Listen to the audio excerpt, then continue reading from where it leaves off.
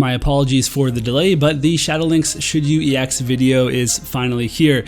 We're going to talk all about this global first EX upgrade, and it's pretty exciting. So we have to figure out, is she going to be good enough for PvP and guild battle, or maybe she's going to be more of a PvE unit. But we do get her for free when you start the game, so she's going to be a fantastic option for a lot of players.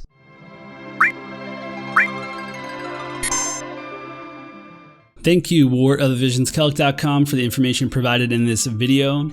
And here are the items required for EX jobs. They're all pretty familiar at this point, except for those blossoms, which elude me. I can't even get the one from the use all dark units, complete all missions in the Cypress Pile quest because I don't have any dark units. I'm using these 0 resonance level 87 like MR units. It's out of control. I need a blossom. Okay, Shadowlynx, when we first saw her in the game, she was level 99. She had pretty high attack for an MR, and that's because she gets 45% increase to her attack from her board and from her master ability. So that's pretty significant. It's like she has a passive on all the time.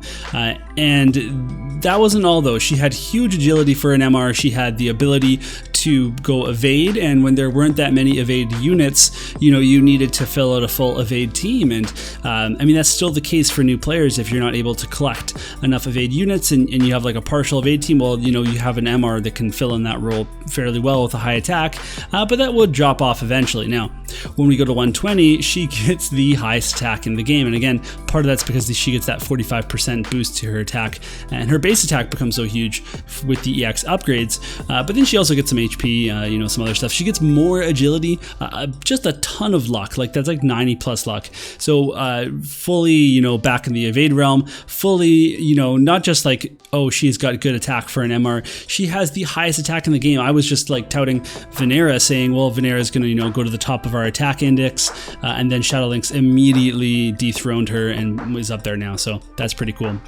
So for her abilities, Venera got the ways to kind of solve being hit by 100% hit attack. So, what's Shadowlynx going to get? Well, she gets Shadowbind upgraded to decrease single target resist by 30% for 3 turns at max level. This is pretty relevant.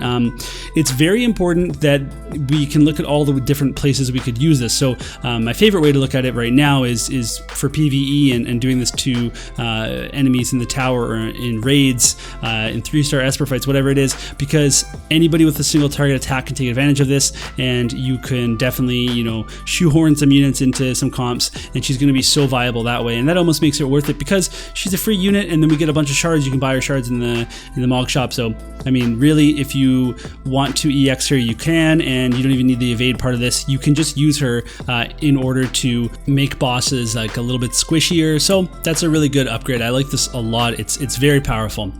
Now, she's also going to get a Shadowrunner upgrade, which will increase the chance to inflict stop and blind by 20%. Now, this changes the base chance, which is relevant, and I'm going to go over the calculations for that in just a second here, but this is a really good upgrade and definitely something that's pretty cool.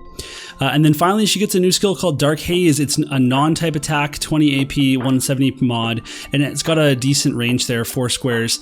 And then it's also going to have a 45% if you have the new Shadowrunner upgrade equipped, 45% chance to inflict blind. Blind will decrease your accuracy by 50%. This means that people that have high accuracy will have a harder time hitting the evade units, and then people that are, have normal accuracy are going to have no chance to hit the evade units.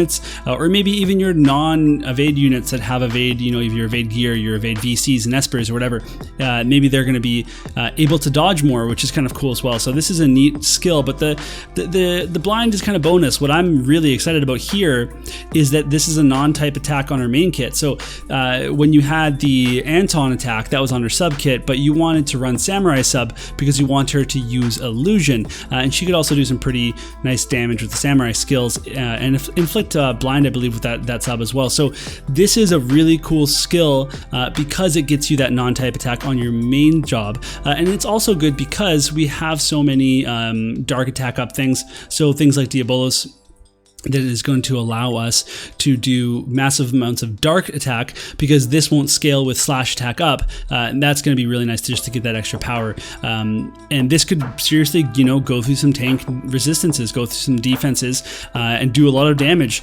So I'm pretty excited about this. I think that it's a really cool upgrade. So you want to inflict status ailments with Shadowlynx? Well, the question is, can you get them? And the answer is yes, you can get them. So at the top here, I've got the Shadowlynx and the Target's Faith in the box. Now, you want to have Shadowlynx at 97 Faith. You want the highest chance to inflict your status effects, and that's a good thing. Then you're going to come across several different targets in your travels. 50 Faith are the people that want to use bells. 70 Faith are people that want to inflict status ailments and maybe get a little bit more healing.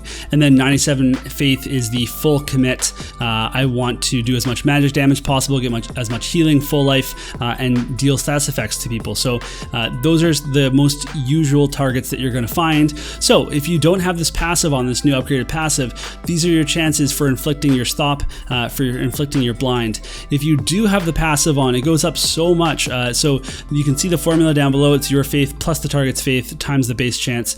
Skills usually have a 25% base chance. So Shadowlynx Shadowrunner upgrade gives you 20% added on to that. So it's a 45% base chance that you can put into the formula down there. So I also didn't include the I don't care about bells or magic or whatever healing. The 30 faith units, if there's a 30 faith unit, you have a 57% chance to inflict stop or blind. So clearly this is pretty viable, especially on people with high faith, and definitely something that you could take advantage of. Going in against a tank and stopping them right off the bat could really mess them up. And just, if you can get through a tank and stop anybody else, then that's pretty huge too. So the one thing about stop is that you need to be right next to the unit. So yes, you're evade, and that makes it a little bit more viable, but it's still difficult. If you get up too close and you get hit by a 100% hit attack, then Shadowlynx is pretty much gone. As always, we're going to talk about stats here. We have a difference column, which is the difference between 115 and 120. So HP, this is important. It doesn't look like a lot, but she has no HP, so she needs every single little bit of it that she can get. Attack is actually pretty huge too, so you can see 58 attack from level 115 to 120, and then that's 40 base attack that ends up, if you get her samurai skill that buffs whatever it's called, it's going to give her 12 extra attack if you're at level 120, plus you're already getting the 58 attack on the board or whatever in the levels, so that is definitely a significant boost in her attack. And then otherwise, agility goes up from level 99 to 115, which is something that we don't always see, especially with somebody that's already fast, but it's a welcome addition there. She does not get any extra boost from 115 to 120. And then otherwise, she does get more luck, it's more evasion. Really, the trend with the MRs is that going to 120 is definitely beneficial, almost universally across the cases. Now, her max skill is also really good and a huge addition to her kit, just again for the range, the non-type, the potency is higher than the Anton, so it's just a great skill, and I think that's worth the 120 as well. And again, she's a free unit that you get up to 99, and then you can go buy her shards in the Mog Shop. We can all go build her for raids or for whatever. It just comes down to the blossoms.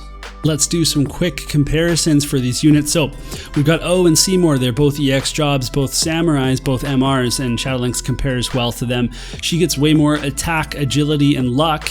And while these other units, they're going to have these high dexterities and crit rates, and more HP, all three units are going to die to pretty much anything that hits them. So I'll take Shadowlynx any day with the status effects, with the non-typed attacks, the better evade, and the things like the mobility that you get from being a ninja, having Shukuchi and just your base, move and jump being higher. So she's definitely the pick for me.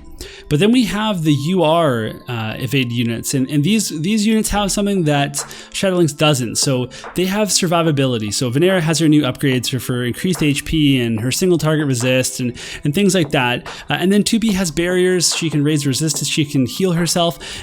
She's got capabilities that Shadowlynx doesn't.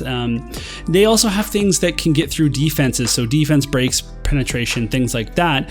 Whereas Shadowlynx does have the non-typed attacks. That's going to help to a certain extent. But then that's the only attack you can use. And then, she has a single target resist down, which is again really strong. She has to be right up next to somebody to use it, but she could do that as an evade unit. The thing that I worry about is up against something like a full defense build, Shadowlynx might not be able to take that on, even with bypassing like something like a full slash resist build. Like, yes, you can use the non-type attack, but you only have 3 of them, and then you're going to be, you're going to be in trouble. So pairing her with people with defense breaks, like her and Venera together, Venera uses armor cleaver, and then Shadowlynx can do more damage. I think that's going to be a good pairing for sure. And Shadowlynx, they couldn't have given her everything, especially because she's just an MR. She got a lot, and I think that we can definitely be impressed by that. Now, of course, we got this VC, and this is pretty important. This is for her to get, again, we just said she doesn't have that penetration. Well, she gets slash resist penetration from this. So this is pretty good for her. More light attack resist and some agility up, attack up on the bestowed. This is a good card for her. It's a great card for her, and the art is what it is. So if you want to get this for your Shadowlynx, if you're also getting Venera, that's a home run. Otherwise, you could probably make do without it. But I think a lot of us have dark teams, not me, of course, but a lot of other people. So it's just a good card to pick up for your dark team. Okay, so should you EX Shadowlynx? It's tricky because the blossoms are just so hard to get. I think that she has a lot of good reasons why you should. So huge attack stat, stop is probably one of the most powerful status effects, and reducing single target resist is massive. That's going to be useful in all types of content. I think the non-type on the main kit, so she can use it when she's sub samurai. That's a really big win as well. The things that I don't like is she's still going to die to a light breeze, and then the no penetration without the VC. And you also might not have a weapon for her besides her TMR, and her TMR is not that strong. So I think you do want Sasuke's katana for her. Otherwise, she gets all this attack, but then you're not supplementing it. So it's kind of a drop off if you don't have a good weapon. So it's kind of a cop out, but I'm going to say maybe. And the reason I'm saying maybe is because I don't think everybody can do it right now. I think that people can. You get her for free with the bingo board. You get her shards in the Mog shop, so you can just go buy those if you have a ton of MR medals. And then you can have this awesome PvE unit, and then possibly, I think for sure going to be seeing a ton of play in live PvP in cost reduced content because she's an MR, and then also in things like cost limited guilds battle when that returns. She'll be a really strong consideration for that as well. But in terms of like guild battle and just regular arena, I think that if you're very specifically able to hunt compositions that can't kill her, then yeah, she'll be very powerful, especially in a dark team. But if you don't have that capability, in arena it's kind of tough. So many 100% hit attacks. Definitely in guild battle where you don't pick your opponents nearly as much as you do in arena. Again, you might have troubles with her getting shot down because it doesn't matter if they're not that strong, a 100% hitter. She doesn't have enough HP or resistances or anything to take that many hits, so she is just going to go down, and that is something that would be concerning to me. Okay, let's finish this off. We've got the next wave will hopefully be the Mastery, Ramada, and Mish wave, and then we have the FF1 collab coming back, and Wall EX is going to be all over the place, everywhere you look. Getting a sweet new MR weapon that I'm going to craft 2 of for Cecil and Ramza, and then we're also going to see Death Machine come back too, so that's pretty neat. And that's going to be it for this video. So thank you so much for watching. Hope it was useful. Let me know if it was in the comments or on my Discord, and I will see you all in the next video.